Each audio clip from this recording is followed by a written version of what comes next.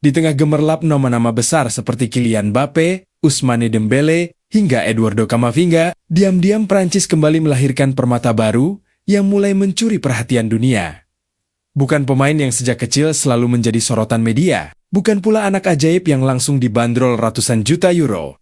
Justru sebaliknya, ia tumbuh dalam kesunyian, berpindah-pindah akademi. Bahkan, pernah dianggap belum cukup istimewa untuk menjadi masa depan sepak bola Prancis. Namun, siapa sangka, beberapa tahun kemudian, pemain yang dulu nyaris terlupakan itu kini menjadi salah satu senjata paling mematikan. Dengan kaki kirinya yang begitu lembut, visi bermain yang sulit ditebak, dan kemampuan menggiring bola yang membuat bek lawan kehilangan arah, Michael Olise perlahan membuktikan bahwa kesabaran bisa mengalahkan keraguan. Pertanyaannya sekarang, bagaimana seorang anak yang sempat berjalan di jalur sunyi itu akhirnya mampu menembus panggung terbesar sepak bola Eropa? Inilah kisah Michael Olise.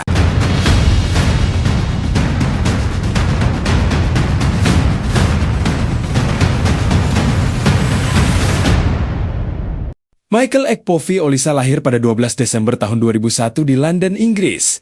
Namun kehidupannya sejak awal sudah begitu unik. Ayahnya berasal dari Nigeria. Ibunya memiliki darah Prancis Aljazair. Latar belakang itulah yang membuat Olise tumbuh dengan 3 budaya yang berbeda. Ia bahkan berhak membela 4 negara sekaligus di level internasional, yaitu Inggris, Prancis, Nigeria, dan Aljazair. Sejak kecil, sepak bola sudah menjadi bagian dari hidupnya. Namun berbeda dengan kisah banyak pemain bintang yang langsung bersinar sejak usia belia, perjalanan Olise justru dipenuhi ketidakpastian. Ia sempat berpindah-pindah akademi. Chelsea pernah menjadi tempatnya belajar. Arsenal juga sempat ia singgahi. Bahkan, Manchester City ikut menjadi bagian dari perjalanan masa mudanya. Tetapi di setiap tempat itu, Olise belum benar-benar menemukan rumah yang mampu memberinya kesempatan berkembang. Banyak pemain muda mungkin sudah menyerah ketika terus berpindah akademi tanpa kepastian. Namun Olise memilih jalan yang berbeda. Ia terus bekerja dalam diam, tanpa sorotan kamera, tanpa pujian media. Kesempatan itu akhirnya datang ketika Reading membuka pintu untuknya. Klub yang bermain di Championship ini mungkin bukan tujuan impian banyak pemain muda, tetapi justru disinilah bakat Olise mulai bersinar. Musim demi musim, ia berkembang menjadi pemain yang sulit dihentikan. Umpan-umpan terobosannya begitu akurat, sentuhan pertamanya begitu halus. Dribblenya membuat lawan kehilangan keseimbangan. Yang paling mencolok adalah ketenangannya saat menguasai bola. Di usianya yang masih sangat muda, Olise bermain seolah-olah ia sudah bertahun-tahun tampil di level tertinggi. Musim 2020-2021 menjadi titik balik dalam karirnya. Bersama Reading, ia mencatat banyak assist dan gol penting. Penampilannya membuat banyak klub Liga Inggris mulai mengirim pemandu bakat hampir setiap pekan. Mereka sadar sedang melihat sesuatu yang berbeda. Seorang gelandang serang dengan kreativitas luar biasa dan kaki kiri yang mampu membuka ruang sekecil apapun. Tak butuh waktu lama, kesempatan tampil di Liga Inggris akhirnya datang. Crystal Palace mengaktifkan klausul pelepasannya dan membawanya ke kasta tertinggi sepak bola Inggris. Banyak orang mengira Olise akan kesulitan beradaptasi. Bagaimanapun, Premier League dikenal sebagai liga paling keras di dunia. Namun anggapan itu perlahan menghilang. Di bawah arahan pelatih yang memberi kebebasan berkreasi, Olise berkembang menjadi salah satu pemain paling menghibur di Liga Inggris. Setiap kali bola berada di kaki kirinya, penonton selalu menunggu sesuatu yang spesial terjadi. Entah itu umpan terobosan yang membelah pertahanan, tendangan melengkung ke pojok gawang, atau aksi individu melewati 2 hingga 3 pemain sekaligus. Yang membuat Olise berbeda bukan hanya tekniknya, melainkan cara ia membaca permainan. Ia tidak terburu-buru saat pemain lain memilih mengoper dengan cepat. Olise justru mampu menunggu sepersekian detik lebih lama, hingga celah benar-benar terbuka. Kemampuan sederhana itu membuatnya menjadi mimpi buruk bagi para bek. Satu demi satu penampilan gemilang mulai ia tunjukkan. Ia membantu Crystal Palace meraih hasil-hasil besar saat menghadapi klub-klub papan atas. Bahkan beberapa pertandingan terbaiknya lahir ketika melawan tim yang dihuni pemain-pemain kelas dunia. Media Inggris mulai menyebutnya sebagai salah satu playmaker muda terbaik di kompetisi. Para penggemar pun mulai membandingkan gaya bermainnya dengan sejumlah pemain kreatif Eropa.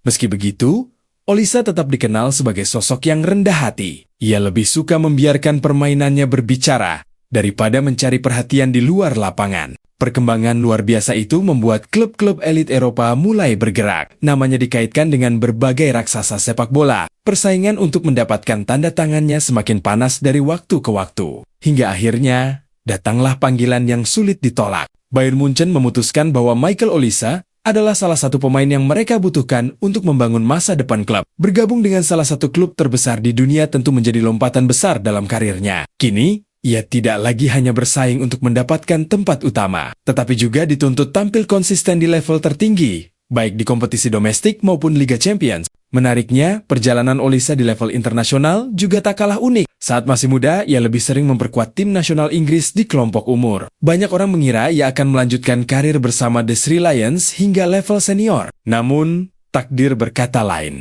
Ketika kesempatan datang, Olise memilih membela Prancis. Keputusan itu sempat mengejutkan banyak pihak. Tetapi bagi Olise, pilihan tersebut bukan sekadar soal sepak bola. Ada ikatan keluarga, identitas, dan kebanggaan yang akhirnya membawanya mengenakan seragam Les Blues. Di tengah persaingan ketat yang dihuni banyak bintang, Olise perlahan mulai membuktikan bahwa dirinya pantas berada di sana. Kreativitas, visi bermain, serta kemampuannya menciptakan peluang menjadi warna baru bagi lini serang Prancis. Satu hal yang paling menarik dari Michael Olise adalah ketenangannya. Ia bukan tipe pemain yang berteriak meminta perhatian.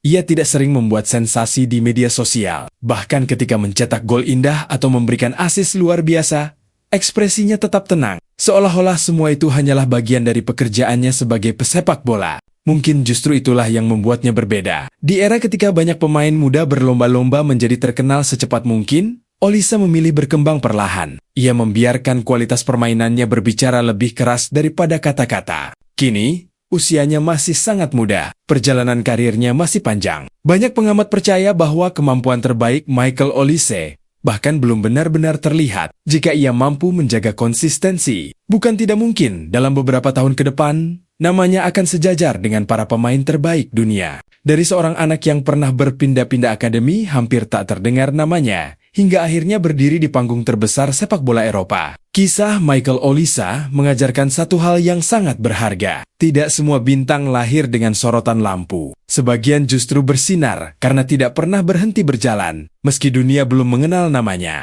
Menurut kalian, apakah Michael Olise akan menjadi salah satu pemain terbaik dunia dalam beberapa tahun ke depan? Tulis pendapat kalian di kolom komentar.